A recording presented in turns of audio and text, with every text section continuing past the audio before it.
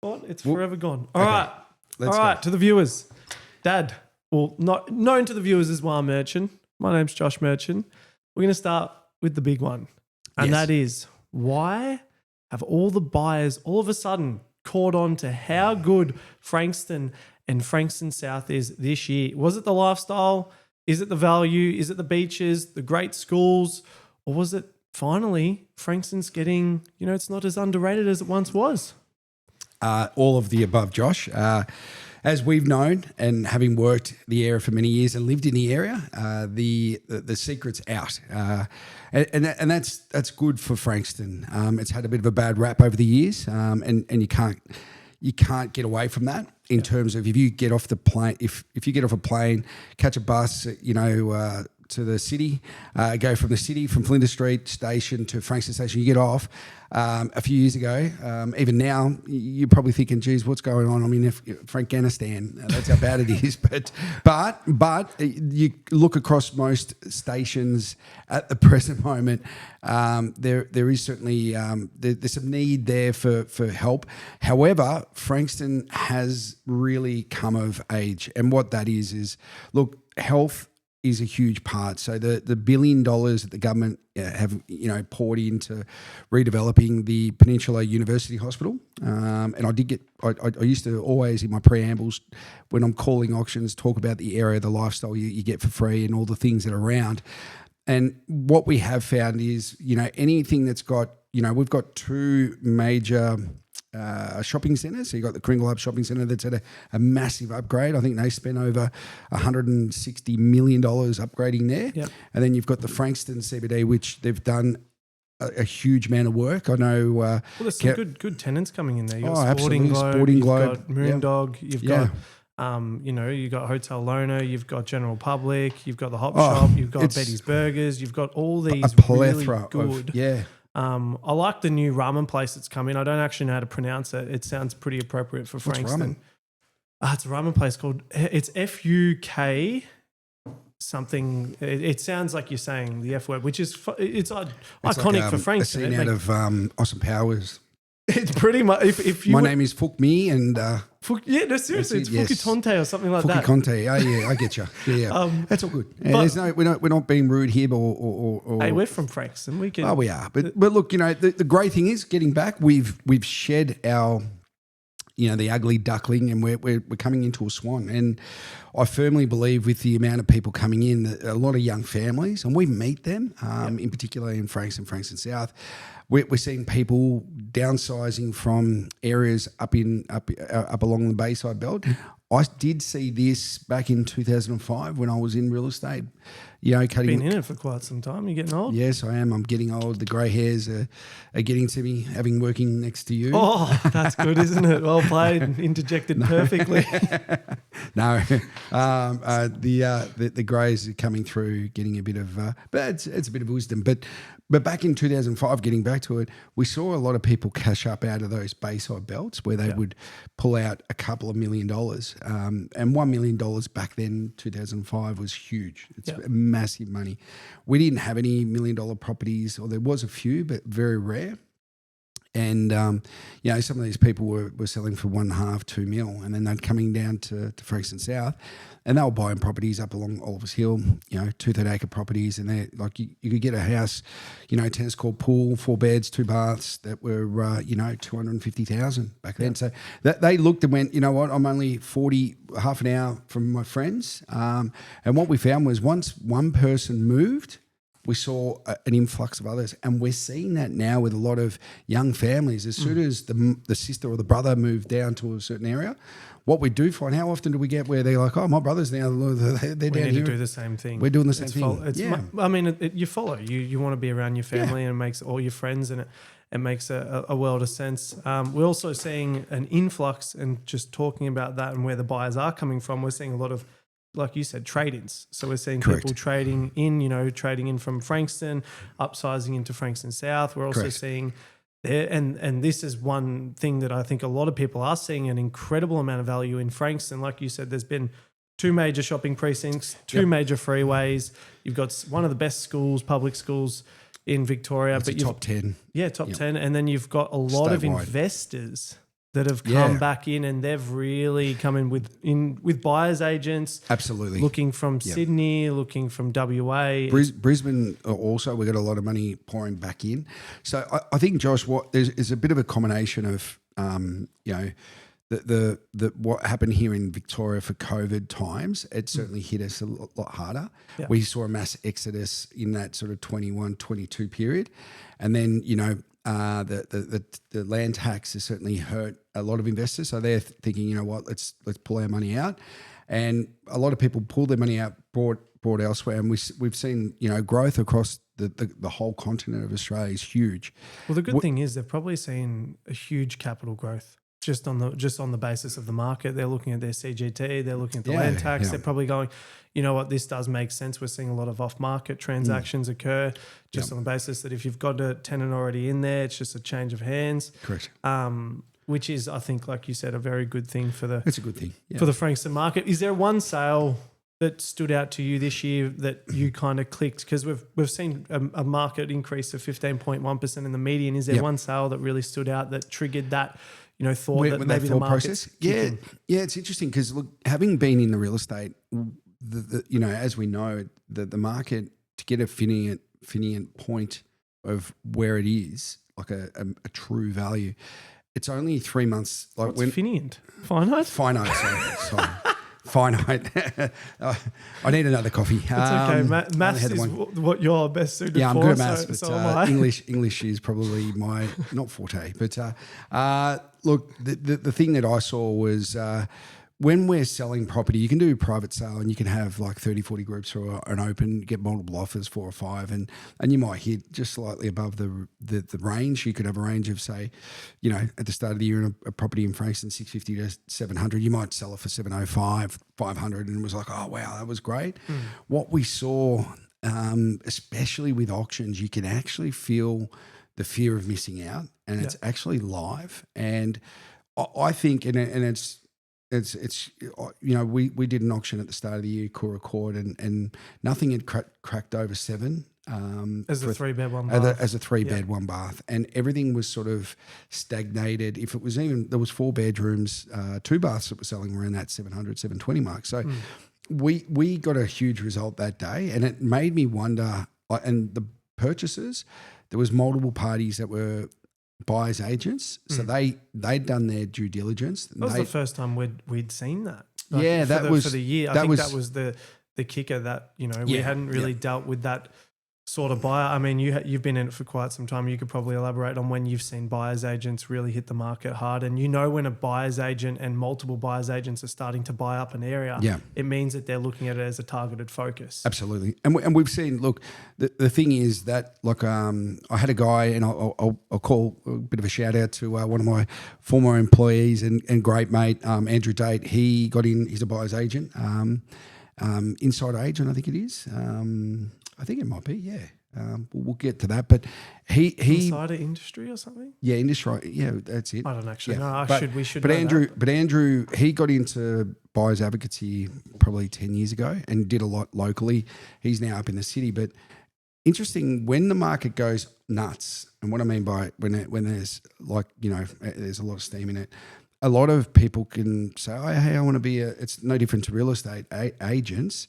When the market's buoyant, anyone can be a buyer's agent. And we've seen we work with quite a few really, really good buyer's agents out there, and they are very thorough with their due diligence. And there's some that just come in and they fly in from wherever. They're just like, we've flown in from Sydney, we're here to buy.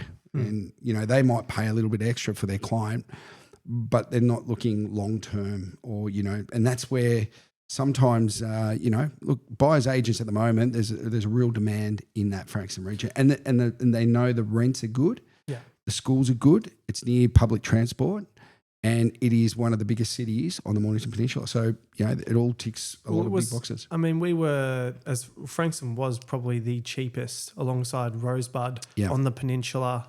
I know it's not the peninsula as people would say, but I think for quite some time, and I think now that what's happened is everyone's caught on and looked at it on a map and gone, wow, how's this area so undervalued considering what you've got around it. You've got Mount Eliza, 2 suburbs down the road, 5 minutes down the road. Yeah. And Mount Eliza's up around the 1.6, 1.7 back. And you got Frankston South that's tracking around the, that 1.2 to 1.3. 1.2 to 1.3. So pre-COVID, I used to say, $1 million suburb Frankston South's going to be, and I think we're entrenched now in that.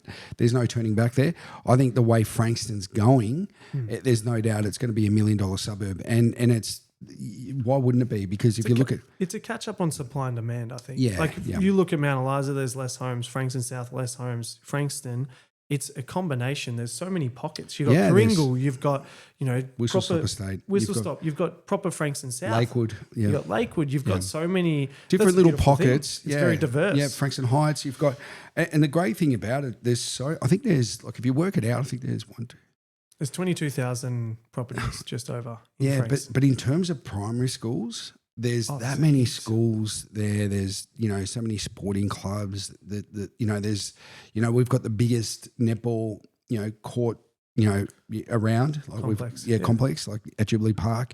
You got Frankston Peninsula cricket, the top class, which is just under the Victorian. They're at Frankston Park and the grounds there are just elite. Like, people come to those grounds and go, it's like walking on, it's turf, but look what they did to Jubilee Park where we sponsor. That's been incredible. That's what we're talking about, Josh. Yeah, I mean, I remember when I did, what's we're going to go very off topic, a funny story. I remember playing Auskick, and I think the first thing I ever did, and you clipped me as hard as I've ever seen. And I remember, because I played down at YCW all my junior footy until I stopped, and I remember looking across. I was in the defence. Don't know how I ended up there. I was a bit of a goal sneak in my time.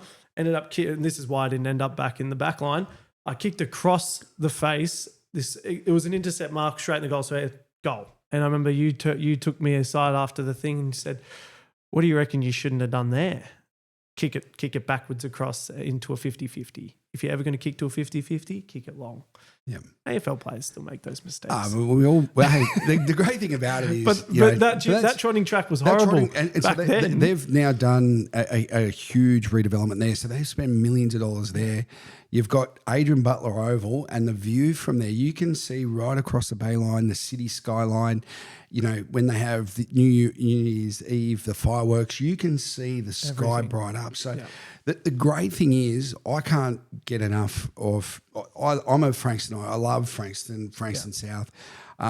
I live and breathe it. I'm often in coffee shops, as you are. How good's Sporting Globe now? They've got that in there. Perfect timing. If they had had it for the grand final, I think it would have been perfect. But I mean, I think they did open up then. I think they opened just no, they did. No, they did, we were away in Noosa at the time. Remember? Oh yes, they did too. But it's been good. Hop shop, every little all the good places in there. You've got the Grand Hotel, you've got the deck, you've got Cheeky Squires, you've got where all they play, the bands, some great bands that come down. The cultural centre's had a reface. So there's all these great things. So from an artsy point of view, you're covered. Yeah.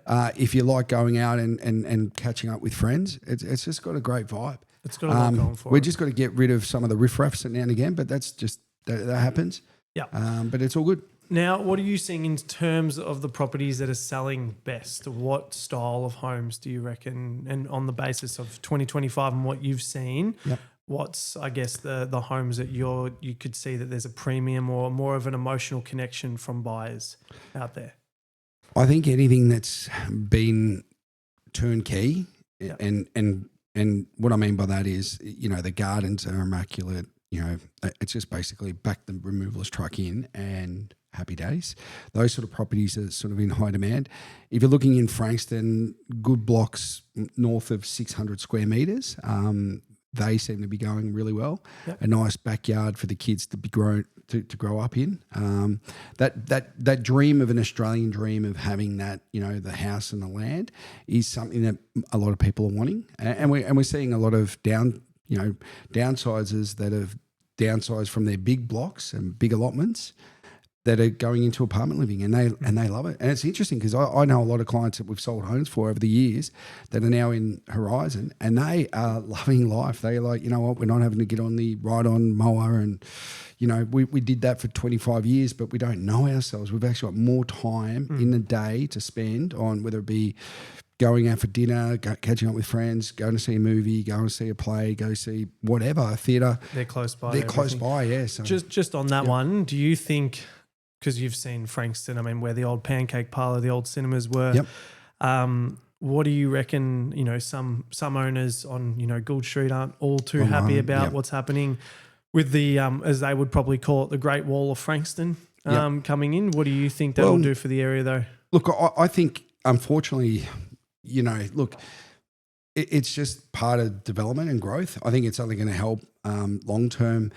If you look at the sustainability of it all and you look at the planning development of what Victoria or Melbourne has, if you look along the Esplanade or Beach Road in from pretty much St Kilda, they've actually they're doing a massive high rise there, and there's a huge uproar because you got some of these beautiful homes near Brighton and so forth. They're 20, 30 mil. Yeah, they're being told, oh well, look, we're going to have high rise.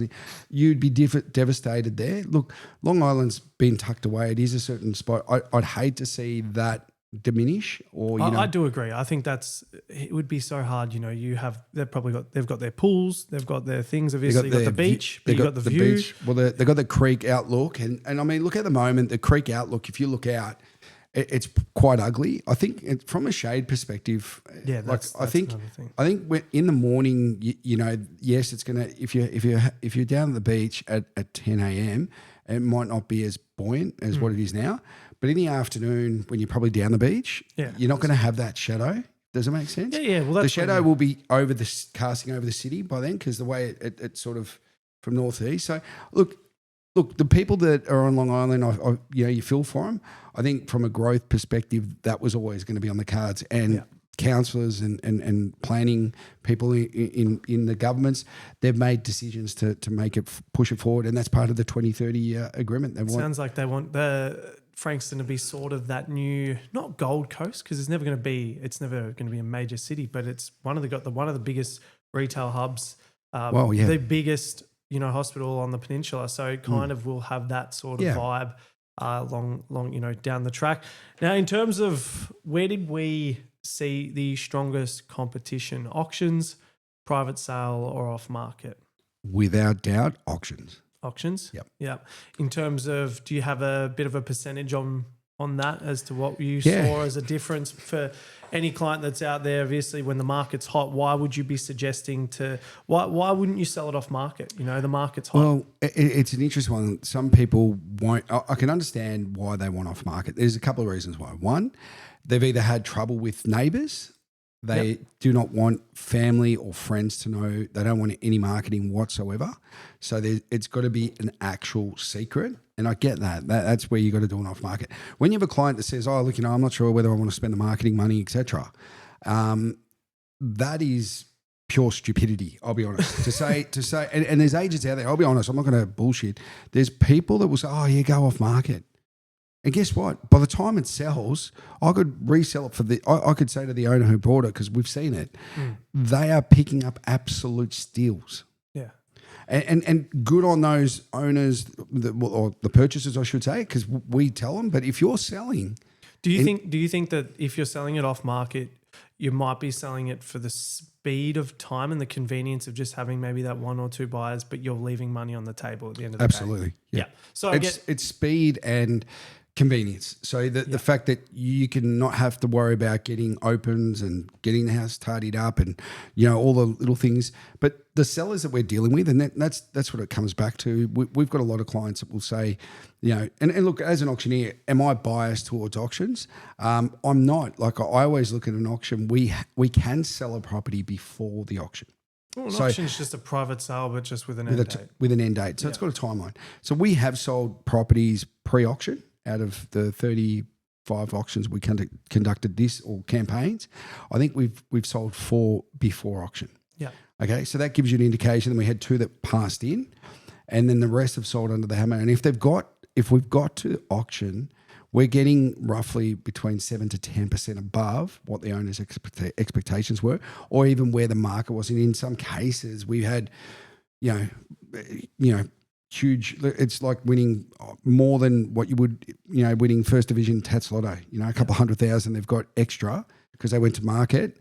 They got and they were and let's be honest, some of those clients were like, I don't know whether we should go to auction. Is this an auction property?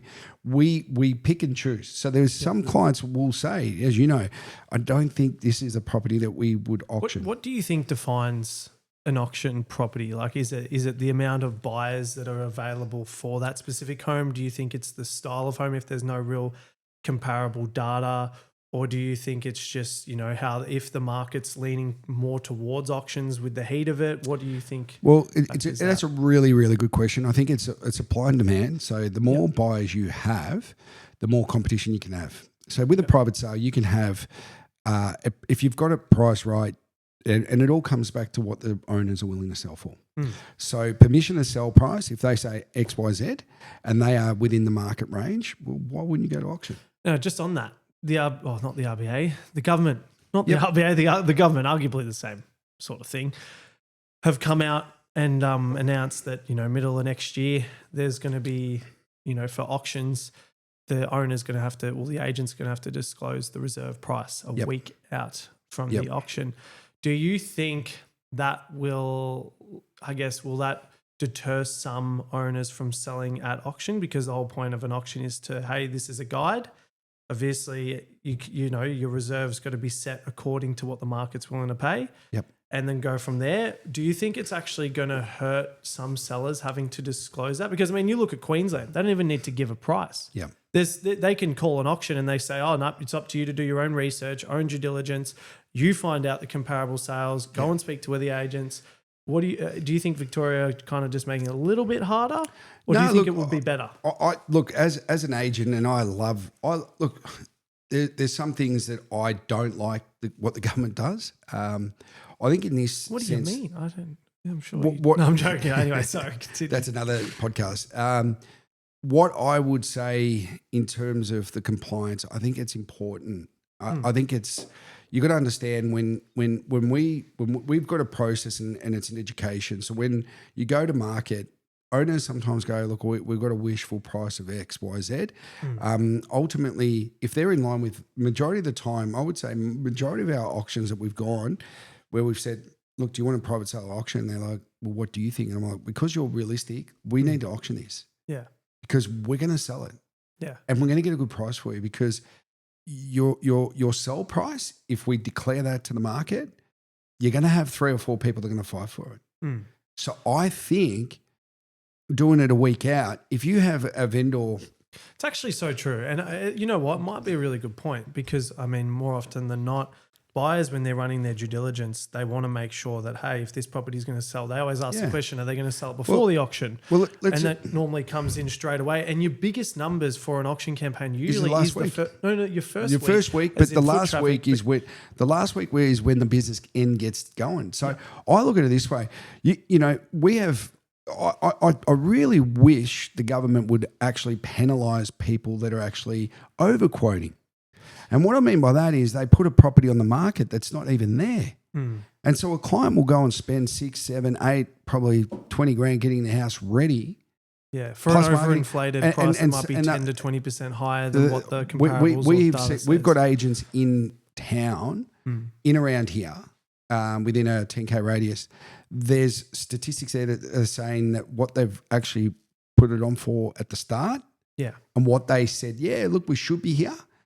Within when it ends up selling, it's 20, 30% below. So I think if you can be transparent, the best negotiator is going to get the best price. To me, as an auctioneer, I love the fact that they've done this because I always like to get my reserves set a few days prior. I think it's important. I think the certainty, if you think about it, a seller's always a buyer because that seller's had to buy that house. The end of the day, if you as the agent for the process, if I can notify and at least let people know, hey, their reserve's inside the range or this is the reserve, absolutely, it gives certainty for these buyers to then go, okay, I can go and do my building and pest. I can go and spend my money on doing a review of the contract. I can go and do all these things and not be wishful thinking, show up to the auction, bid, get outbid, and then go, oh, what was that all for? I've spent all this money. I've devoted all this time. I got my hopes up to not know where the owner's expectations was. Yeah. You're not wrong. I think but we've had people that have said, look, we've purchased, we need this price. And whatever's above that, that's correct. Cream on the cake. And to me, I would advise. I used to always say, maybe wait until you buy before sell before you buy. I think the people that we've seen this year that have actually sold, they've purchased and then had to sell. The motivation and the understanding of the market, because they've been in there, they've actually negotiated. We've been able to help them. If it's been with another agent, we've been in the back there helping them. When it comes to selling their property, they're actually realistic. They're like, you know what? Okay, my property is worth $1 million, but on the day of the auction, we'll probably take $950. Yeah.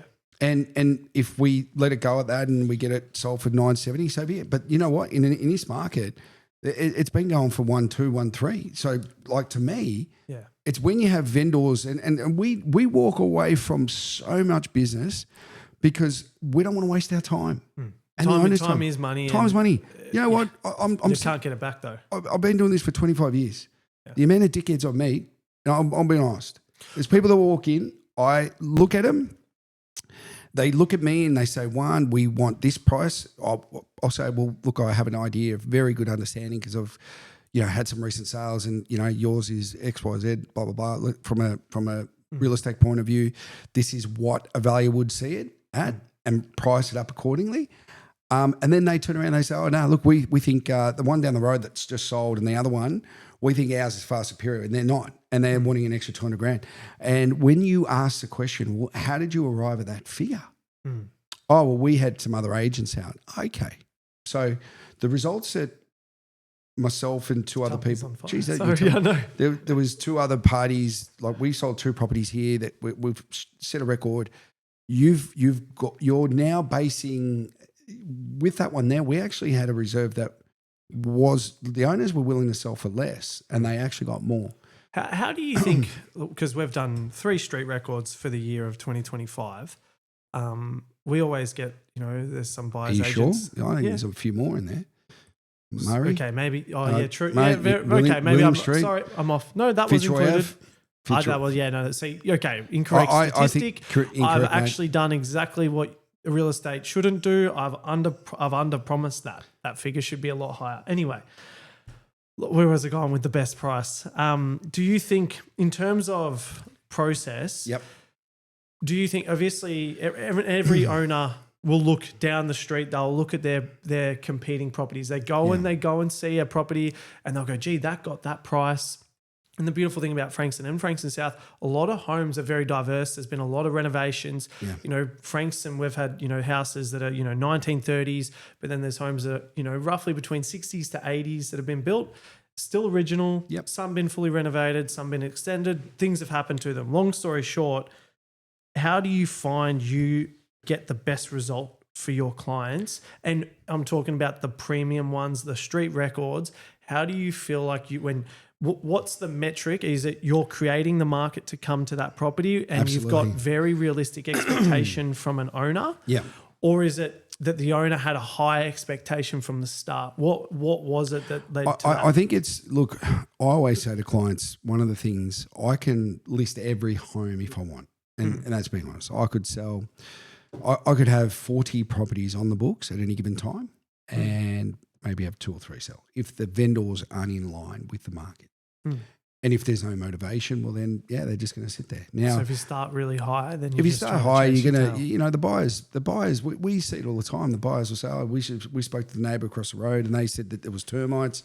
There could have been termites in the sleeper and they're saying now that there's termites in the house. So speculation, Mrs. Mangle that used to be on Neighbours should be yapping away. So I will say this as well. If you are a neighbour of a property and you own it, regardless of if you like the person or not, idiots. please, for the life of me, do not walk through an open home and critique and make it out like it's shit to the buyers. I'll tell you why. Because if it sells for less Your Because all property's those- going to go for less. Correct. There's some absolute imbeciles. Let me tell you that. Imbeciles. I mean, come on, man. Like, seriously, you come in, we're smiling. Hi, how are you? Oh, this house is terrible. I think it's a tall And- poppy and- syndrome of Australia, though. It I is. don't think it's a... No, look, I don't know if it's... Maybe it's Victoria, I'll be honest. I think it's Victoria. Like, if you go to Queensland, you go to South Australia, they're not doing that. Maybe maybe we need to reach out to some of our guys. I know.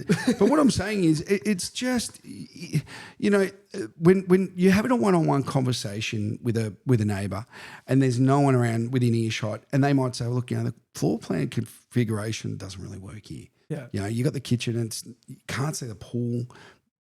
Our wives, and you know, they're going to have to be around the bend, they're going to have to sit in the lounge to watch the kids in the pool versus, you know, where the kitchen usually is overlooking the pool, right?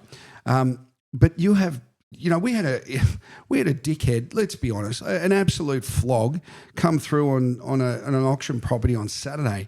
And how's the audacity of this person?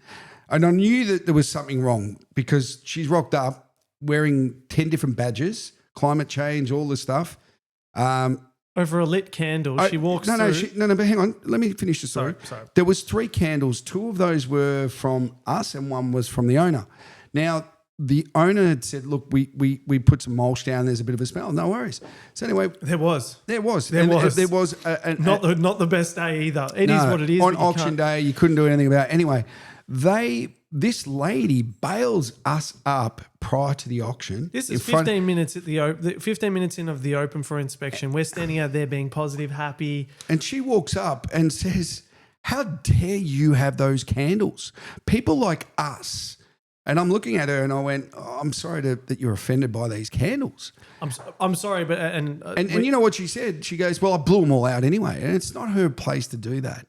But once again, people are entitled. But you know what? I don't give a flying fuck if you don't like it. I'm sorry. If you don't like it, it's someone's house. Don't just think it's your home. Treat it with respect. And this is the problem we have with some of these fuckwit neighbours. I'm sorry. I'm launching here because you know what? You've probably, mate. We could have a podcast. We could have a podcast. Actually, I'm crazy neighbours. I'm writing a memoir. I've got memoirs of 25 years of stories, funny stories, and some absolute tosses that you meet. And look, to be honest, majority of the people that we work with, the majority of the people we really enjoy working with. That's what I was going to say. I want to bring it back because we have had some amazing clients and people that just, you know, they will speak our praises, but we're in it for such a small part of their journey in that property.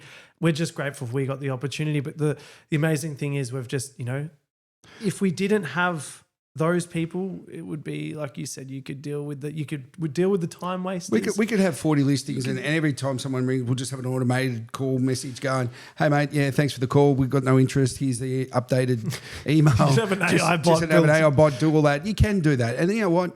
The reality is, we're here to sell people's homes. We're not wasting. Look, if I'm not selling homes, I'm out with my family. Yeah. I want to be spending time with family, friends that are important, mate. My time on live, I'll be honest, mate. I'm on the back 9 playing golf. Yeah. Right? I don't have too much time. So I'll be up front. My time is pretty important. When I've got people wasting my time, mate, I'm sorry.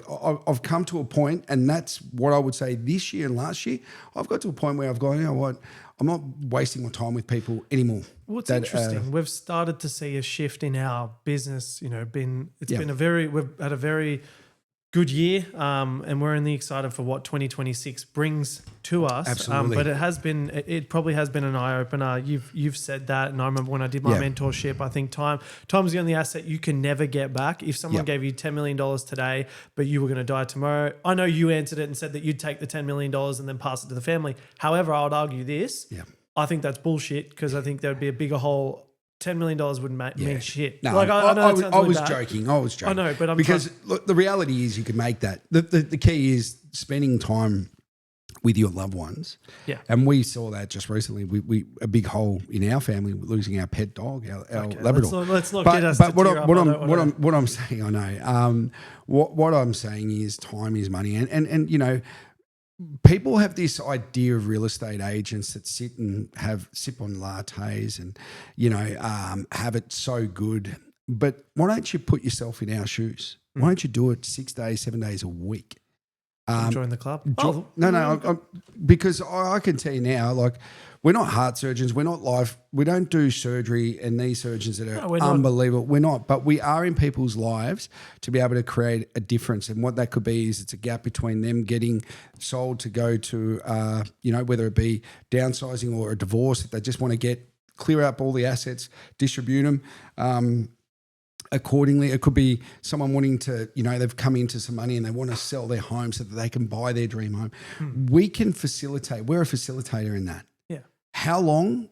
That is up to the client. If the client's unrealistic, mate, it's going to be, there's properties have been on the market for 12 months. If we do look at the stats, I mean, you've got Frankston, which is a market that's moving within under 3 weeks. So if you have a property in that market and you're not signing a contract within 3 weeks of being online, you probably have a pricing problem or a presentation problem. And then in Frankston South, you're just under 4 weeks there. So there's some competitive demand for that area. And I think that with 2026 on the verge, do we think, obviously the RBA have held the rates yesterday? 3.6%. They're on hold, And I think sorry to interject. I want to know, because I think everyone wants to know. I feel like, is it going to continue? Is this amount of growth? I mean, Frankston South has come up just over 12%. Frankston over 15%. Frankston North 21%. Imagine who have invested into that area.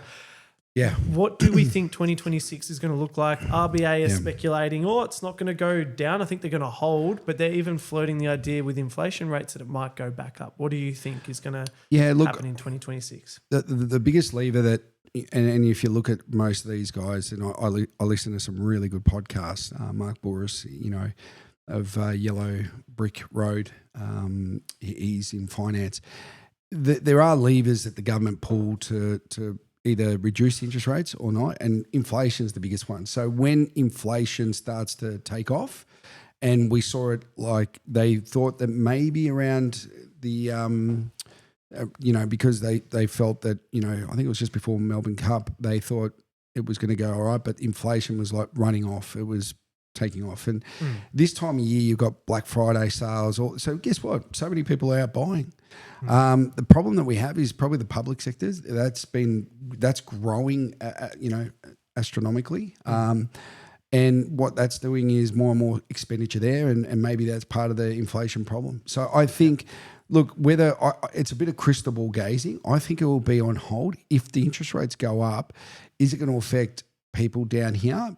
Could possibly, if they're on fixed interest rates and they purchased 3 years ago, we will start to see if it goes back up. Do you reckon more people will put their properties on the market to capitalise on the current interest that is in the market right now? Well, look, there's a big... I'm speculating here. I'll give you a big tip, okay? So having done this for 25 years, every time there's an election, so we've got a state election in 2026, Labor has been in it for 14 years. Yep. Now, if Labor gets back in, I have a big tip. There'll be another mass exodus out of Victoria. So there'll be a lot more on the market. So supply and demand. It means that supply the and market demand. So my gut feel is, if Liberal don't drop the ball, and they shouldn't, but if they do and they have and they continue to do it, if they drop the ball and Labor get back in with Jacinta Allen, we are going to see an exponential amount of people leaving the state in droves. Yeah. That I can see. So you reckon the market would drop? It might soften I don't think it will drop. I think what will happen is people will just cash up and get out. And I think that do you reckon? I feel like the demand would probably still just be there based on the fact that they're still doing so much to the infrastructure in Frankston and Frankston South, and with the block coming to Mount Eliza, it'll probably bridge. It'll bring a lot of media, spotlight. I feel like if the block was smart, and it would help. I don't know if they're going to do this. They're probably not. If they wanted to help out Frankston and get Frankston on the map a bit more, if they did more stuff down at, Sporting Globe, get them down to Moondog. I think they will. I have a hunch though that will put them in Mornington. Or down on the wineries they'll do a lot. I think they won't bypass, because the nearest Bunnings is in Frankston. Oh, the problem is you got then you got Mornington as well, so they're probably going to go Mornington. But look, at the end of the day, what will happen, I think that we can see that on the horizon, it's going to, with the interest rates, it's going to hold. The growth that we've had, and interesting enough, Frankston North was never an auction. It was never for auctions. One agent out there has been killing it. Good on him, auctioning everything. And just surpassing, and that's an indication. We've been auctioning a lot of properties down here, and some of our competitors as well that we've been doing. But there's been new guys come to the party as well. So we're seeing anything that's being auctioned, they're going really well. So speaking of that, for anyone out there that is a seller, with this current market and the climate, the heat in it, the amount of growth that's happening, what would be your preferred method of sale if they're thinking of seriously selling? They're on the fence, they're umming and ahhing, they might not have the risk appetite to want to go to an auction, and they feel like it might be a very stressful, or the private sale and going on the market and exposing themselves to the, online and the pressure of their family and their friends knowing that they're on the market or off market and for speed. What do you recommend? What's your best route right now in this market? Best route? If I was a seller right now, the first thing I'd do, I'd look on every Saturday and go, okay, I've got a couple of agents that I've got in mind. I'm going to go and see how they perform at an open. One. Two, I'd like to see their follow-up. And how they greet us. Are the agents engaging with the buyers? Are they engaging with me? We've won businesses. We've won business, even though we were maybe second on the shopping list, where they went and you got to remember, you're engaging a person that you believe is going to be on that front door.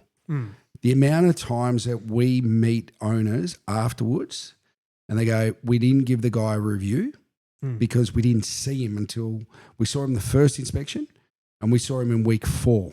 There was a junior burger on the door. Now, someone who's had less than 12 months of experience. So to me, I always say to clients, guys, if you're looking at, hey, don't take my word for it. Talk to my clients. I'm happy to give you my last 10 sales. Talk to them. Don't ask me, because there's agents out there. It's a really good way, because it's saying, a really good way. I have faith in my ability and my service. And we never leave a stone unturned. I think at the end of the day, we have a process. We have a very good plan. I want to bring it back to the question though: auction, private sale, or off market. I would say, depending on the agents that come out to your property, make sure you get people that aren't biased to a certain. So, if they are, if like we do probably 60% auctions. Would that be fair to say? 60, 70%? Get someone out who does private sales and auctions. Find out what they think is best for this property. It's a type by type property, because there's been properties where we've said, guys, what do you want? And they've had they've got a price that probably is for the better terms, they're tell them they're dreaming. Aspirational.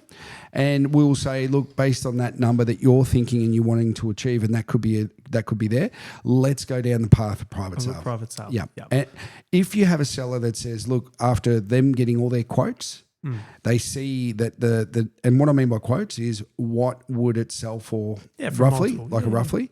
And we like to give a guide of 10%. Some agents are, funny enough, I saw one just recently where they put a 20% buffer, if you do it. And that's really hard and confusing for some clients. So it's important to put 10% and say, look, you comfortably 1.3 to 1.4. We lose a lot of business on the basis that we actually give very confident, realistic prices. Maybe we should start billing these people when we go out. Well, the disappointing thing though, we don't get paid. When you see another owner come on and they've listed 20% above what the market's willing to pay. And then they go, okay, well, we're going to try and bridge this gap. And then it's just this. It's like an elevator. It's an elevator, but you have to come down. And that's just the frustrating thing. Look, now, don't get me wrong. We are not perfect. There is some psychology with that. Yeah. It's like, I heard a guy the other day, he said, I bought this house. And it's funny because I appraised it and I told the owners back then the home was worth $850 to $950. And an agent said 950 to 1050, and it was smart play by the agent, because what he said to the owner, look, you won't probably get a mil, but I reckon you could. And then it was on the market for like 6 months. It ended up selling for 880. So, but the buyer, I met the buyer, and he goes, "Oh, Juan, we bought this house. It was on for, 1050, over $1 million. We picked it up for 880." And I didn't want to say, "Well, mate, you probably paid market value." But the dickhead owner, let's be honest. Well, they had to negotiate one-on-one. Yeah, no, they negotiated one-on-one, and mate, it became a divorce and all the rest of it, right? It was a messy divorce. But they picked it up early, and the agent let it slip that, oh, yeah, it's a divorce. Now, as an agent, we can't allow the purchasers prior knowledge. That is factual. Well, we always say one thing: we are not the governors of price. Correct. You can. I've never met an agent who can go, "I know the exact figure you're going to get for your house." It's bingo bango. It's a governor of the process, and the process is important. The negotiation is important. Every little factor, the touch points, the way we make people feel is very, very important. Yeah. I want to just wrap up and just say, what do you reckon as a team?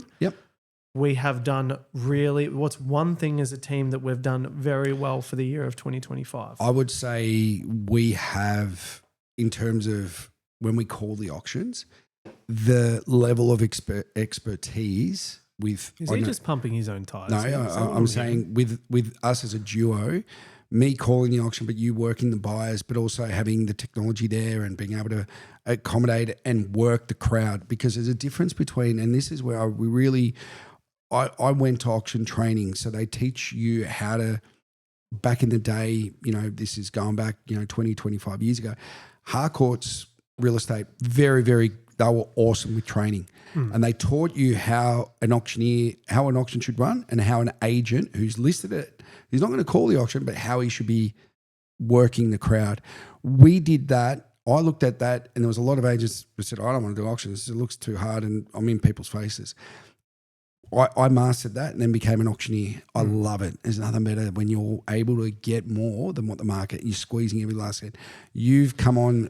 But I'm like a little pinball. And that, I think absolutely. That's the really, and I do agree. You're talking really, you're talking to the buyers real time. Yeah. Saying, hey, you need to put something in. And you're right. Because I was always under the impression, and part of my background is always very process driven, probably more private sale, focused. But then I think seeing live time at an auction, how quickly things can unfold and go so well. It goes for both ways. The market, an auction is for that reason, to show what the market's willing to pay on the day. And the beautiful thing is, my job is to bounce around. And I look at that. It's a weird thing. I've sold your place at auction. I've sold my grandparents at auction. Mate, and they're all street records. Yeah, and it is quite funny, though, because I look back at, how I worked the crowd, and I was a pinball. I made sure that, and it's sort of that same philosophy. I have that same outlook. It's like these owners, you get the nerves. I'm sure you get nervous as the auctioneer, but I get nervous. I'm walking out and I've got to make sure these guys can get, I can try my best to get the absolute most out of these buyers to make sure that we get the best for the owner. At the end of the day, that is our job. If we were a surgeon and we're on the table and you're going, who am I going to save?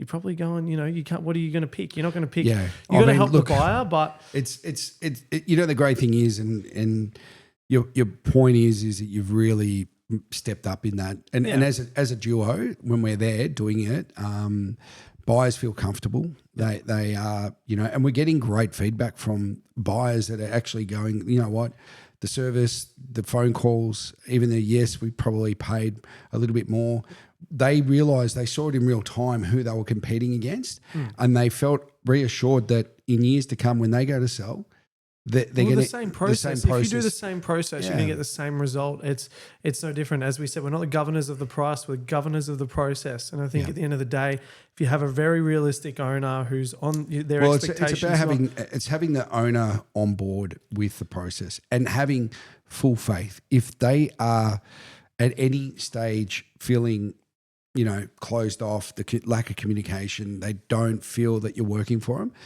And you see a lot of agents that will just list them and let them go. And for us, we really care we're invested in caring for our clients. If we can't sell that property at auction for what we deem a very good price, we'll pass it in. We're confident. We don't need to sell it on that day. That's probably the beautiful thing about our team. The overheads aren't overly high. And I think it's important that, when you are selling, you don't want that massive pressure now. And we do have a time pressure. Yep. We do have an auction to get to. What would you personally be most grateful for in 2025? Is there anything you would like to thank the viewers for, your clients, anyone out there? Yeah, certainly. First and foremost, my team. I thank them every day. I probably don't get to say it too much, but you're only as good as your team that you're in, and very grateful for that. I'm very, very grateful for a lot of the clients that, they've been past clients for 20 plus years, and they continue to come in. They have faith in what we do, and I'm very, very grateful to have some fantastic people in my corner there. To my people that refer me business, I might not be even on their friends shopping list. Those people, they can see that we care and how we got a great process. The results speak for themselves. And, those people that constantly push our names out there, I really, really appreciate that. My beautiful family, I've got to thank them. Last but not least, that in itself, that's what I do. I work hard to provide for my family, want to leave a good legacy and make sure that my kids and my wife's looked after well. And I get this job I get to meet some really, really good people. Yeah. And good people that I would love to have them over for dinner, which we have. We go out with them, have a quiet drink. They're the type of people we want to be dealing with. We want to do business with. What was if you had one word to sum up 2025, I'll give you a second or two to think about it. What would it be? Growth. That was the exact same mindset that I had. That's weird. Great minds think alike, they say. That's it. Now, guys, thank you so much for watching. We're going to wrap this up. We've got an auction to call. The nerves are kicking in.